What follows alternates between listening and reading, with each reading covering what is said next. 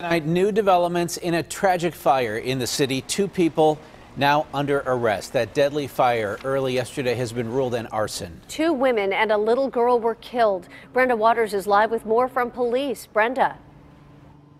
Hi, Christine. According to police, 3 people are dead, and it's because of an argument 2 men had at a bar in Penn Hills. And as it turns out, none of the victims were the target. Now, about 2:30 this afternoon, police here at Major Crimes held a impromptu news conference, and basically what they wanted to do was to thank the community for coming together. Police say that people in Homewood South rallied together. They told them what they heard, at least 5 or 6 people, and because of those people, they were able to make an arrest. Police say what led to this inferno of a house fire early Wednesday morning in Homewood South began to unfold here in Penn Hills at a bar called The Spot.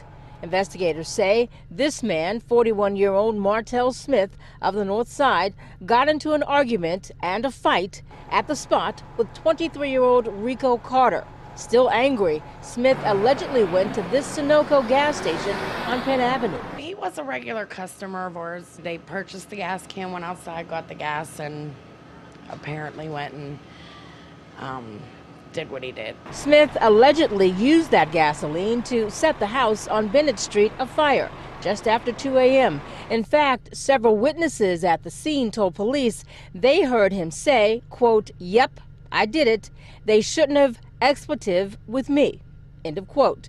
This is video of Smith and 26-year-old Taisha Malloy being handcuffed by police Wednesday morning. Malloy was not charged in the fire. She is charged with resisting arrest and assaulting police. We received a tremendous amount of cooperation and information from the community during this investigation. Without it, we would not have been able to solve this crime so quickly. I just hope like heck, you get what's coming to you, because for real, they should give him the death penalty for that. Mark Carter, who lives in Virginia, is the brother of 58-year-old Sandra Carter Douglas, who died in the fire.